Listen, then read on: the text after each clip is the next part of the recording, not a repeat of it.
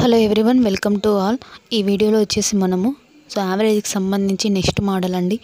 ఇందులో ఓవరాల్గా వచ్చేసి ఇన్నింగ్స్ మీద ఉంటుందండి క్వశ్చన్స్. ఇక్కడ చూడండి, Rahul Dravid in his 12th inning makes a score of 63 runs. 12th ఇన్నింగ్లో 63 రన్స్ చేశాడంటే ఆల్రెడీ ఎన్ని అయిపోయినాయండి? 11 ఇన్నింగ్స్ అయిపోయినట్టే కదా. And thereby increase his average score by 2. Average score 2 పెరిగిందంట. రీజన్ ఏంటి? 63 రన్స్ యాడ్ అవ్వడమే. అయితే ఇప్పుడు 11 ఇన్నింగ్స్ వచ్చేసి ఓవర్ అయిపోయినాయి కదా.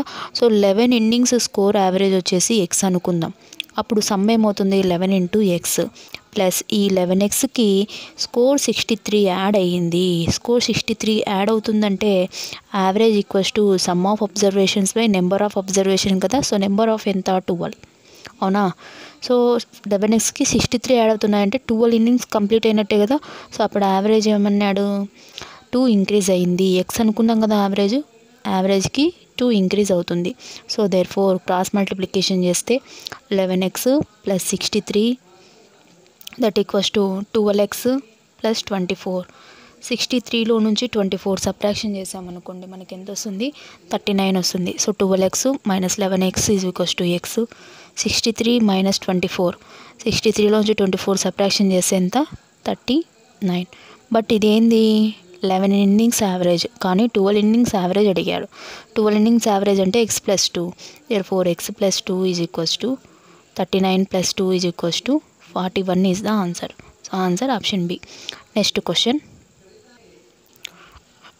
చూడండి. Sachin Tendulkar in his 17th inning makes a score of 85. 17th ఇన్నింగ్లో 85 స్కోర్ చేశాడు. ఈ 85 స్కోర్ 17 ఇన్నింగ్ చేశాడంటే 16 ఇన్నింగ్స్ వచ్చేసి కంప్లీట్ అయిపోయినట్టు కదా. వాటి యావరేజ్ ఎక్స్ అనుకుంటే సమ్ వచ్చేసి 16 ఇంటూ ఎక్స్ 16x. ఈ 16xకి అంటే 16 ఇన్నింగ్స్కి 85 యాడ్ అయితే 17 ఇన్నింగ్సే కదా అయ్యేది. ఇది ఎలా వేసుకున్నామంటే average equals to sum of observations by number of observations అనమాట. ఇక్కడికి 17 ఇన్నింగ్స్ కంప్లీట్ అయిపోయాయి. అప్పుడు యావరేజ్ ఏమైంది? 3 పెరిగింది అన్నాడు. యావరేజ్ ఎక్స్ అనుకుందాం కదా. ఎక్స్కి 3 పెరిగింది. Therefore 16x plus 85 is equals to 17x plus 17 ఎంత?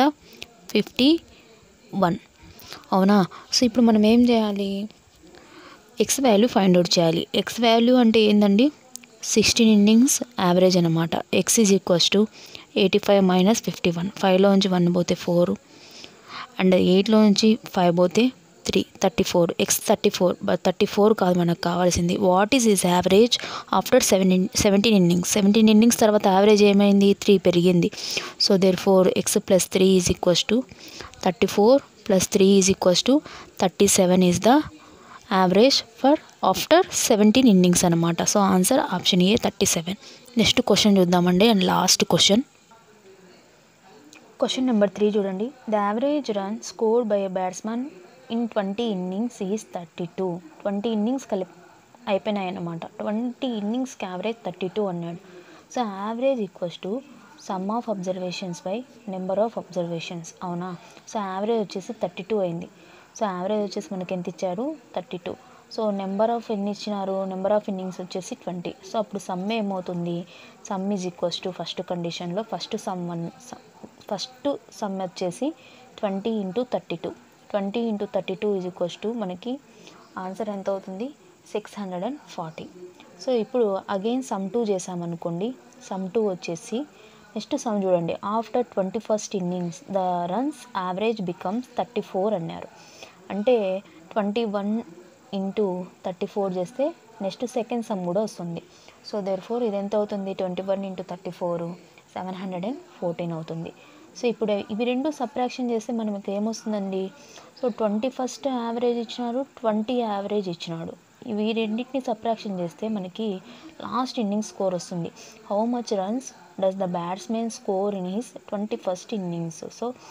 మనకి 4లోంచి 0 పోతే 4, 11లోంచి 4 పోతే 7. ఆన్సర్ వచ్చేసి 74. 74 అనేది 21st స్కోర్ అనమాట. 21st innings score. ఇదనమాట. ఇక్కడ మనకి ఫస్ట్ 20 ఇన్నింగ్స్ సమ్ ఇచ్చారు, సమ్ యావరేజ్ ఇచ్చారు. సమ్ కనుక్కుంటాం 20 ఇంటూ 32. సో అగైన్ 20 ఇన్నింగ్స్ కంప్లీట్గా ఫుల్ అయినాయి. 21కి మళ్ళీ ఇది కూడా యాడ్ అవుతుంది కాబట్టి దీన్ని సబ్ట్రాక్షన్ చేస్తే 21 స్కోర్ వస్తుంది. సో మనకి 74 is the answer. Thank you for watching. Please subscribe YouTube channel. Please like, share and comment our videos.